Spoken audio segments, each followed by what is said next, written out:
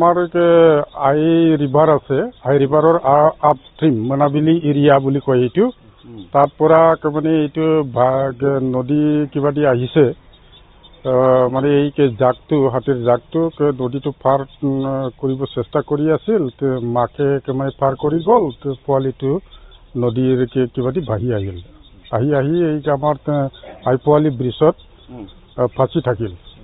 তো আমি মৰ্ণিঙত যেতিয়াই আমি খবৰটো পালোঁ, খবৰ পায়ে আমি ৰেস্কিউ টিম যাব দিলোঁ। গৈ পেলাই ৰেস্কিউ টিমে ৰেস্কিউ কৰিলে আৰু এইটো ৰাণীখাটা ৰেঞ্জত আনিলে। কিমান হ'ব ছাৰ? এইটো ফেমেল কাফ এবাউট মানে 1.5 মাহ হ'ব বয়সটো, বেছি ডাঙৰ নহয়। মেজৰ এনেকুৱা ইঞ্জুৰি নাই। এতিয়া ডক্টৰ মাতিছোঁ, ডক্টৰে এইটো ট্ৰিটমেণ্ট কৰি আছে। এইটো ট্ৰিটমেণ্ট ইয়াতে আমি ৰাখি পেলাই ষ্ট্ৰেংথটো বঢ়াব লাগিব। আমি আই পোৱালি বেংকৰ আই পোৱালি নদীত পাইছোঁ। এই হাতীৰ জাক এটাৰ পৰা এই পোৱালিটো অলপ ছেপাৰেট হৈছিলে। এইটো হয়তো তেওঁলোকৰ উত্তৰৰ পৰা জাকটো আহিছিলে, নদী পাৰ হোৱাৰ সময়তে হাতীৰ পোৱালিটো থাকি গ'ল।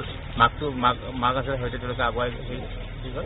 তাৰপিছত এই সময়তে খবৰ পায় আমাৰ বন বিভাগৰ যিখিনি ষ্টাফ আছে গোটেইখিনি যায়। হাতীৰ পোৱালিটো নদীৰ পৰা আমি উঠাবলৈ সক্ষম হৈছোঁ।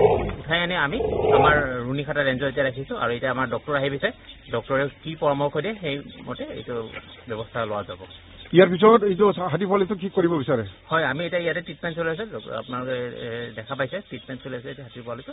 আৰু এইটো এতিয়া আমি হয়তো আমি য'ত মানে হাতীৰ জাকটো আছে সেই ঠাইলৈকে আমি যাম আৰু তাত যদি মাকে যদি লৈ যাব পাৰে সেইটো এটা চেষ্টা চলাম, আৰু নহ'লে আমি এইটো মানাহ ৰাষ্ট্ৰীয় উদ্যানলৈ আমি প্ৰেৰণ কৰিম। এনে কেই মাহৰ এইটো পোৱালিটো? এইটো আপোনাৰ 1 মাহ 1.5 মাহ হ'ব। এনে কেইদিনমান হ'ল জংঘলত এই পানীত পৰি থকাটো? এইটো আজি ৰাতিপুৱা হয়তো ৰাতি আহিছে পোৱালিটো, ভাহি আহিছে, নদীত ভাহি আহিছে। ৰাইজে খবৰ দিছিলে নেকি? হয়, ইনফৰমেশ্যন ৰাইজৰ পাব্লিকৰ পৰা। এতিয়া হাতী পোৱালিটো কেনে আছে ট্ৰিটমেণ্ট কৰাৰ পিছত? ট্ৰিটমেণ্ট এতিয়া ঠিকে আছে। অলপ অহা সময়ৰ প্ৰথম যেতিয়া আমি লৈ যাওঁ